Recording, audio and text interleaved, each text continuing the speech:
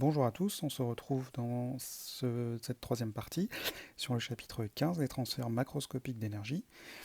Et on va parler cette fois-ci, après avoir fait le lien entre le monde microscopique et macroscopique, eh bien on va justement parler d'énergie interne d'un système. Et vous allez voir qu'il n'y a rien d'extrêmement compliqué, puisqu'on va simplifier beaucoup les choses. Et on va retrouver un petit peu des réflexes qu'on avait en mécanique finalement, puisqu'on est en train de parler d'énergie. Vous allez voir que le principe est le même. Alors je vais donc prendre pour cette partie l'exemple d'une seringue. Et je vais vous montrer l'animation que vous pouvez télécharger si vous voulez. L'animation, je vous mettrai le lien pour pouvoir la télécharger. Donc l'animation se présente comme ça. Donc vous avez une seringue dans laquelle sont représentées par deux petites sphères rouges des molécules de dioxygène à l'état gazeux, ici, puisque les molécules sont très mobiles, donc là je l'ai mis en pause, sont très mobiles et très dispersées. Donc vous remarquez maintenant, j'appuie sur le piston, et vous remarquez que la vitesse des molécules est beaucoup plus importante. Là je viens de finalement changer l'énergie cinétique des molécules. Donc là je reviens à l'état initial, vous remarquez que la vitesse des molécules, de déplacement des molécules est plus petite et plus faible, l'énergie cinétique est plus faible. Maintenant, je peux aussi changer par exemple la température du gaz. Donc là, je vais passer sur une température un peu plus élevée. Là, vous remarquez que c'est encore plus flagrant. La vitesse de déplacement des molécules est beaucoup plus importante, donc l'énergie cinétique est beaucoup plus importante des molécules. Je peux même passer à une température encore plus élevée, ici, et là je repasse à une température beaucoup plus faible. Donc vous voyez que l'agitation des molécules est beaucoup plus faible, l'énergie cinétique des molécules est beaucoup plus faible dans ce cas-là. Et donc pourquoi je vous parle d'énergie cinétique justement? Eh bien c'est comme ça qu'on va définir l'énergie interne d'un système. Donc ici le système c'est le gaz qui est à l'intérieur de la seringue. Son énergie interne, ici, donc l'énergie macroscopique, résulte de contributions microscopiques. Donc ce qu'on appelle énergie interne, c'est finalement l'énergie qui vient d'une contribution macroscopique, qui vient des molécules qui constituent notre gaz dans notre exemple. Elle est égale à la somme de l'énergie cinétique, microscopique, et, alors là je ne peux pas vous le montrer sur l'animation, et de l'énergie potentielle microscopique. Donc vous remarquez, on revient un peu finalement comme un peu en mécanique. Donc l'énergie interne du système, c'est donc de l'énergie cinétique. Donc l'énergie interne notée U, c'est de l'énergie cinétique microscopique et de l'énergie potentielle microscopique.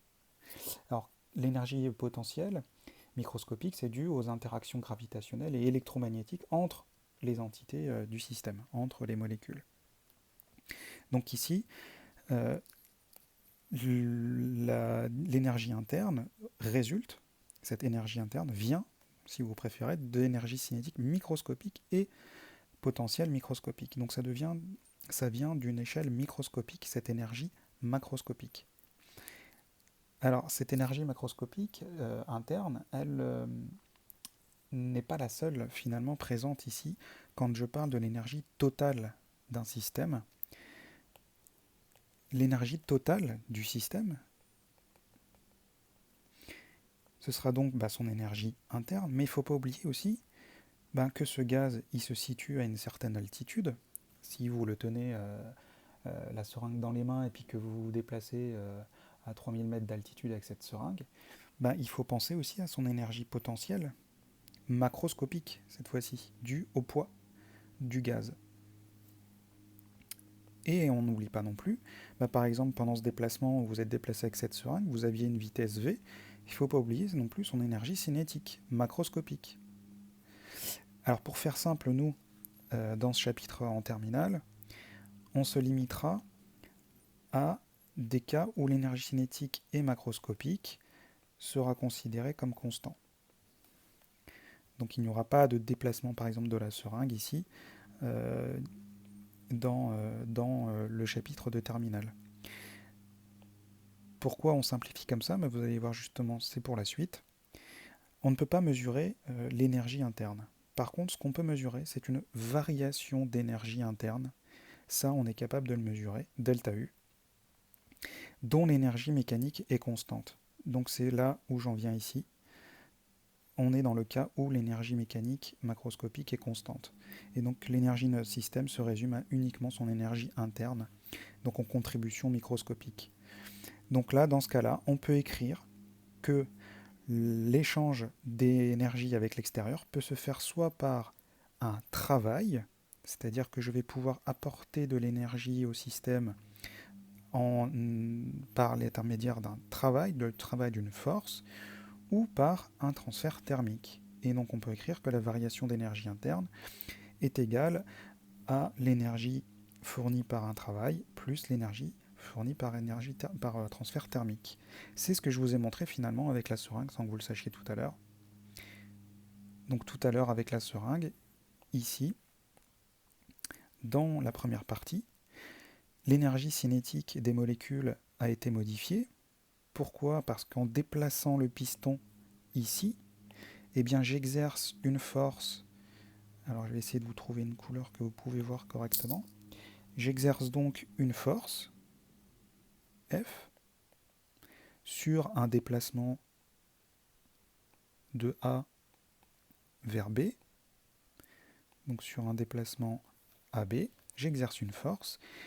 Cette force va donc, par l'intermédiaire du travail, transférer de l'énergie que j'exerce ici sur le piston grâce à cette force. Cette énergie va être transférée, travail de la force F va être transféré aux molécules et je modifie l'énergie interne. Je modifie l'énergie cinétique des molécules et donc l'énergie interne des molécules par l'intermédiaire du travail d'une force. Donc je peux fournir de l'énergie à un système en modifiant son énergie interne par le travail d'une force. Autre moyen, par l'apport d'énergie thermique, et c'est ce que j'ai réalisé tout à l'heure lorsque j'ai modifié la température. Donc là, j'ai apporté de l'énergie thermique. Par exemple, vous placez cette seringue au soleil. Par rayonnement, du coup, j'apporte de l'énergie thermique à mon système. Et je modifie donc l'énergie cinétique microscopique et donc l'énergie interne. Donc deux moyens pour modifier l'énergie interne. J'apporte de l'énergie par un travail ou j'apporte de l'énergie thermique par conduction, convection, un des modes de transfert thermique ou plus qu'un mode d'ailleurs qu'on a vu tout à l'heure. Et pour cette dernière partie, la variation d'énergie interne, alors là je vais parler uniquement d'un corps alors de masse M qui est dans un état condensé, c'est-à-dire soit liquide, soit solide. On verra que ces deux cas-là pour la terminale. Donc pour la variation d'énergie interne, je vais vous donner une formule en fait qui s'appliquera que dans ces deux cas-là. Lorsqu'on passe d'une température initiale TI à une température finale TF, la variation d'énergie interne peut être calculée à l'aide de cette formule. Donc delta U, dans le cas d'un solide ou d'un liquide, est égal à mc fois delta T. La variation de température, je vais vous expliquer ce que représente C. Alors cette formule est valable tant qu'il n'y a pas de changement d'état. Si jamais il y a un changement d'état, du passage du solide au liquide par exemple, ou du liquide au solide, c'est une nouvelle formule à apporter pendant le changement d'état. Mais ne vous inquiétez pas, dans l'exercice, tout est expliqué et c'est assez clair, il faut juste appliquer les formules qu'on vous donne. Celle-là par contre, elle est à connaître, à la différence de tout ce que je vous ai fait dans la première partie, dans le début de ce chapitre, sur la résistance thermique, le flux, etc. Là, cette formule est à connaître. Alors, que représente C? C est ce qu'on appelle la capacité thermique du corps de masse M. Alors, la capacité thermique, en termes d'unité, donc ici, c'est des joules par Kelvin par kilogramme. Donc c'est la capacité thermique, ou des fois vous pouvez lire aussi dans certains livres capacité calorifique. Donc capacité thermique massique, puisque que bien évidemment, ça va dépendre de la masse de votre système. Donc l'énergie à apporter va dépendre de la masse de votre système. Parfois, elle peut être donnée en joules par degré Celsius par kilogramme. Alors, en termes de signification, cette grandeur, en fait, si vous voulez, elle vous indique la capacité qu'a un corps à finalement à transférer de l'énergie ou à emmagasiner de l'énergie. Et d'une autre manière, elle est définie comme ça, la capacité thermique. On dit que c'est l'énergie qu'il faut fournir à un objet pour pouvoir augmenter sa température de 1 degré. Par exemple, la capacité thermique de différents objets, on va pouvoir par exemple prendre les deux exemples là. Donc la capacité par exemple thermique du cuivre, donc capacité thermique du cuivre, donc pour 1 kg de cuivre, puisque la capacité thermique va dépendre de la masse de notre système. Donc là, on va prendre deux objets de 1 kg. Donc elle est de 386 joules par Kelvin. Et si je prends un bois, donc le chêne, pin, alors il y a des petites différences, mais on va faire simple. Le bois, on est entre 2390 et 2700 joules par Kelvin.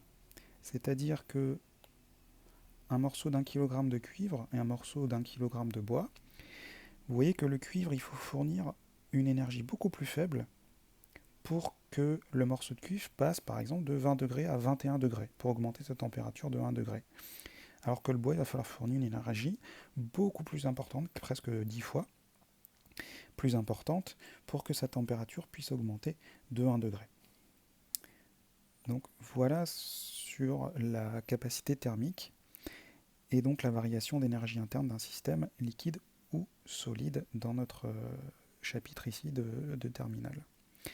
Donc voilà pour le chapitre sur les transferts thermiques. Donc je vous rappelle globalement les différents modes de transfert thermique, la notion de flux et donc d'isolant ou de bon isolant ou de mauvais isolant de matériaux. C'est ce qui va nous permettre de déterminer ça dans les exercices en fonction de la résistance du matériau. Pouvoir faire un bilan énergétique en comptant positivement ce qui entre dans le système et négativement ce qui sort du système. Et ensuite, on parle d'énergie interne qui est due à des contributions microscopiques, l'énergie cinétique des molécules et l'énergie potentielle des molécules. On peut le faire varier cette énergie interne en apportant un travail ou en apportant de l'énergie thermique par des différents modes de transfert thermique qu'on a vu tout à l'heure. Dans le cas des solides et des liquides, on peut connaître la variation d'énergie interne si on connaît la différence de température et la capacité thermique du matériau considéré. Voilà pour ce chapitre 15.